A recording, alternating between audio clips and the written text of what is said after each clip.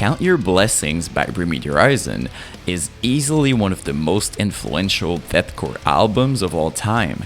It was a massive game changer in her scene, but what exactly made that record so special?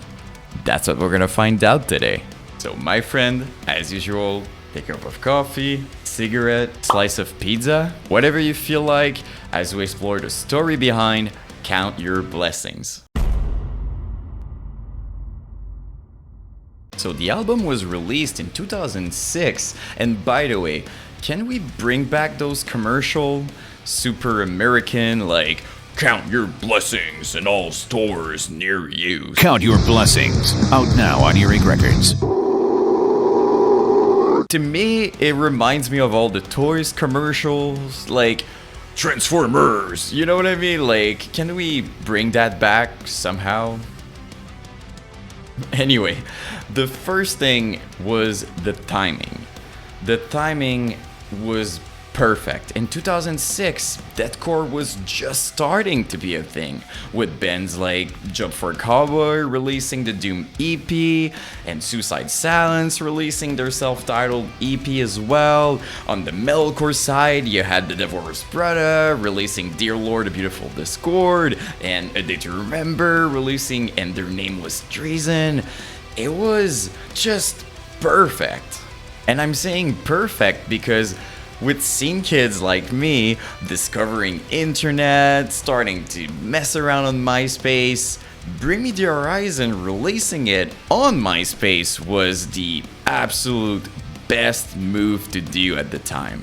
You see, the band actually created the perfect mix of deathcore and metalcore, and what happened was death metal fans who enjoy, blast beat and stuff like that were satisfied, but also scene kids who loves melodic stuff, kind of like just groovy riffs and breakdown that you see more in metalcore. If you really think about it, it was genius, because they were as popular in the deathcore scene as they were in the metalcore scene, and I believe they played a role in combining both scenes, because back in the days, most people listening to metalcore also liked deathcore and vice versa. It was kind of one big thing with the Vans Warped Tour and all that. And so I just wanted to mention that I'm completely sure Bring Me the Horizon influenced that, if you will. And I mean, look at those guys. Especially Ollie, right? You had all the scene girls kind of in love with him, and all the guys wanted to look like him. He was the new icon, and as much as at the specific time he didn't have all these tattoos yet, let's be honest, he still looked the part very much. So now that you have the context, let's talk about the recording. The album was produced by the very talented Dan Sprigg at the DEP International Studio in Birmingham, who by that time had worked with big names like Cradlefield and Napalm Death. I think having someone like Dan for their first album was a very good move, because they were all under 20, and I read somewhere that they were starting to feel a lot of pressure, because in case you didn't know, Bring Me the Horizon at that time were already starting to get popular with their original EP.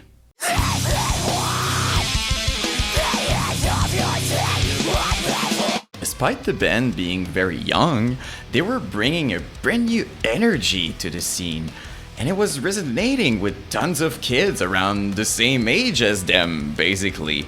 So I'm sure you can imagine the pressure behind all of this, especially after signing to Visible Noise Records. The expectations were high, to say the least. That being said, since the studio was in the middle of the city, apparently the young dudes in Bring Me the Horizon were very distracted, which resulted in recording their parts individually instead of all together like most bands. As for the artwork, it was very iconic in my opinion, way more metalcore looking than deathcore, but I think it contributed to make it stand out as opposed to the classic blood everywhere, death and darkness, obscure type thing. You know what I'm talking about. And it makes a lot of sense because I don't know if you guys remember, but back in the days, especially in the metalcore scene, bands were big on ocean theme, shark kind of aesthetic, so it's no surprise that Bring Me the Horizon kind of took that road in that regard. And I also love the fact that the artwork kind of looked like a painting, like it's mysterious and looks deep. Despite my efforts in finding the artists who originally made it, I couldn't. I even ended up on Reddit, which is a very dark place. And yeah, anyway, if you know, please just comment because that person deserves to be credited for their work. But for now, let's dive into the music. So as I mentioned earlier, as much as the album is considered deathcore by most of us, I still think Count Your Blessings is the perfect mix of deathcore and metalcore. It's fast, it's crazy, it's beautiful. It's the perfect album to show someone who's discovering heavy music, if you will. The guitar tone is rustic and primal. The melodies and songwriting were tasteful and very well executed, in my opinion. It was just well balanced in terms of darkness, but also fun behind it. The drum parts were technical, but also bouncy and entertaining the whole time. In terms of vocals, Ollie completely killed it. The contrast behind the high-pitched vocals and the lows is probably what makes it more deathcore, you know, when you hear it. I mean, you could take those high-pitched vocals, put it on a more obscure deathcore underground project, and it would work, you know? As for the lows, to me, they sound more metalcore. It reminds me of, I don't know, Danny Worsnop maybe on Stand Up and Scream?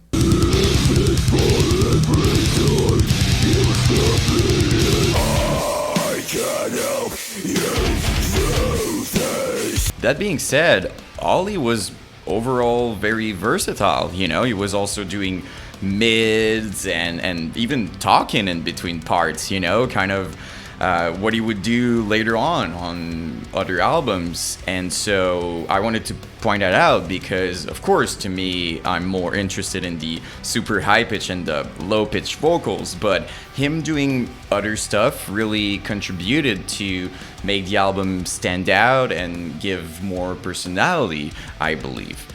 Lyrically, of course, it's kind of what you would expect from edgy teenagers, talking about girls, death, and stuff like that. But to be fair, pretty much all the bands back then were doing that. As much as it was, you know, edgy and it doesn't age super well, I still think it's worth mentioning that the patterns, the way Ollie was doing it, and it was written was extremely catchy and memorable, you know? Like, those parts were unreal. Let's talk specifics, shall we?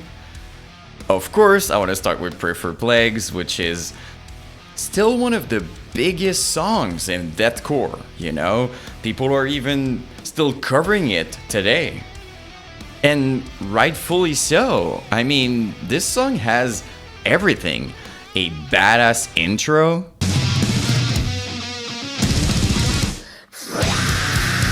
some sick blast beats,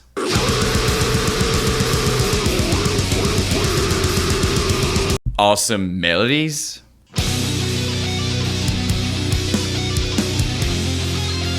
some of the best high-pitched vocals I've ever heard.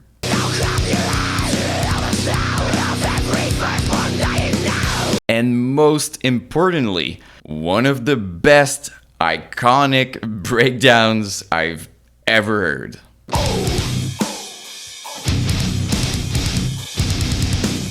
This was actually the breakdown that got me hooked. I was, seeking breakdowns. Starting from there, every single time I would find a new band on MySpace, I would, be waiting for the breakdown and stuff like that. Because when I heard Prefer Plagues the first time, the build up, the call out, Holly doing the like all that stuff. It was theatrical. It was, I don't know, probably the perfect breakdown for a scene kid discovering heavy music. Obviously, I need to mention their iconic video.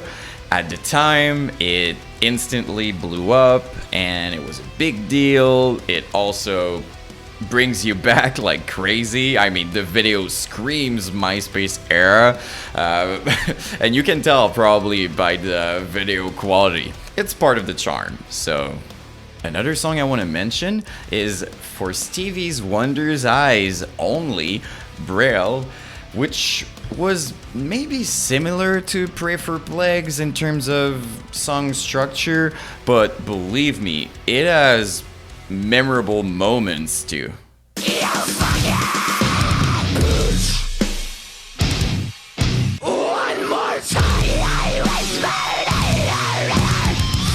I also really love that riff.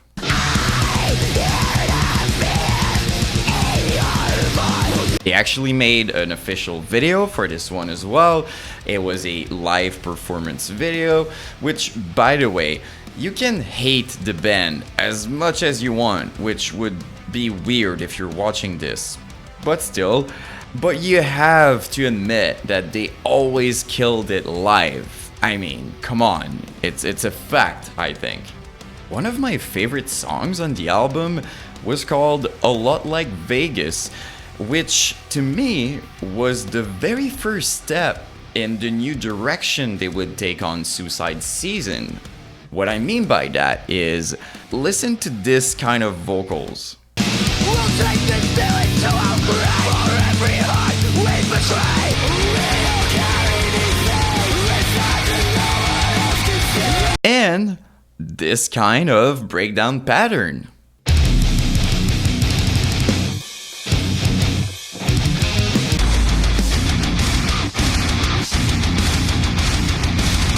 I don't know.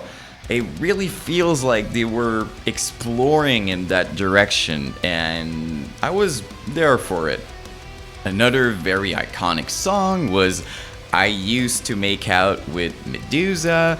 Always felt like it was the second biggest song on the album. Somehow, I might be the only one, but I just always saw it that way.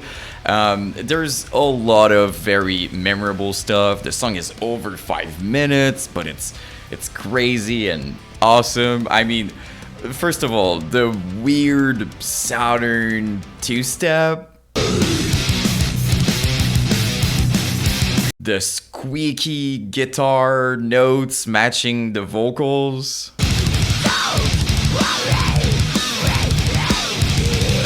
the very beautiful solo,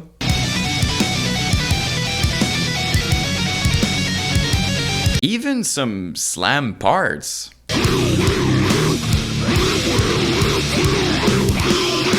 I don't know, to me, this song just has everything. They also did a very beautiful acoustic song on the album, if you can believe it. The name was 15 Fathoms Counting. I don't know how to pronounce that, but anyway, it's difficult to include a song like that without it feeling out of place, and I don't know, Bring Me the Horizon really nailed it, in my opinion.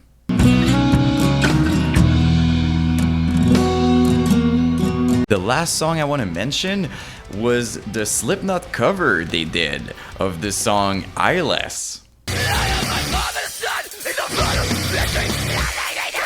They completely killed it, and Slipknot is not an easy band to cover.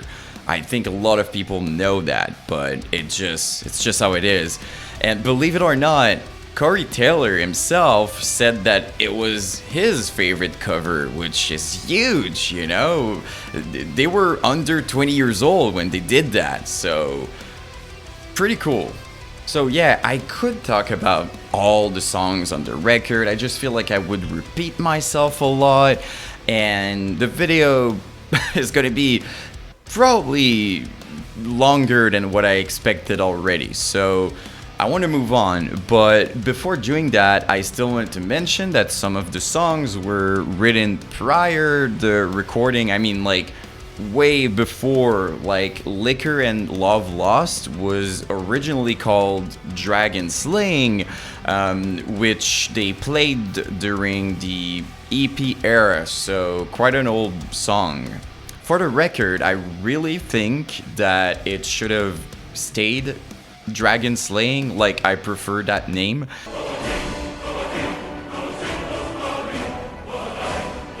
It might just be because I'm a huge nerd. I don't know, it's just so badass. Dragon Slaying, it's such a cool song name. I don't know. In terms of reception and reviews, it was mixed because, you know, as I said earlier, deathcore was just starting to be a thing. Even metalcore was kind of controversial in the metal community, so it was either like you like it or you don't. There was no middle ground there, so I was reading most of these reviews and that's kind of what I got. That being said, I think it's fair to say that it was a success because as a debut album, it still charted quite well in the UK, so great job, Bring Me the Horizon. The band was on fire after the release, and there's no way I would do a video like that without sharing some of the live performance. I mean, it was crazy.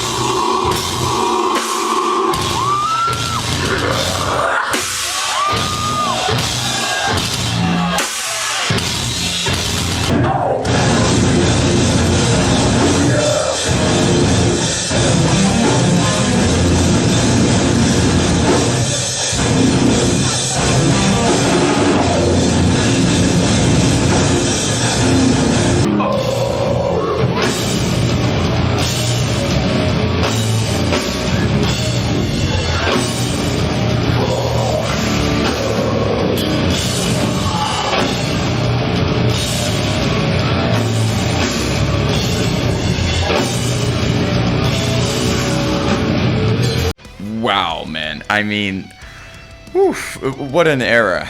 Am I right?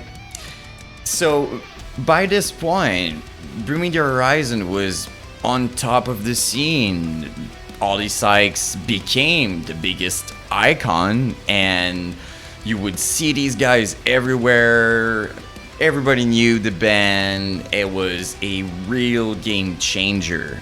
And I need to mention Drop Dead, Ollie Sykes' brand, his clothing line. He was starting to sponsor bands. It was big on MySpace. It was the beginning of Bring Me the Horizon taking over. Literally. That's exactly what it was. And it was just so cool to see. Of course, they became even more popular when they dropped this.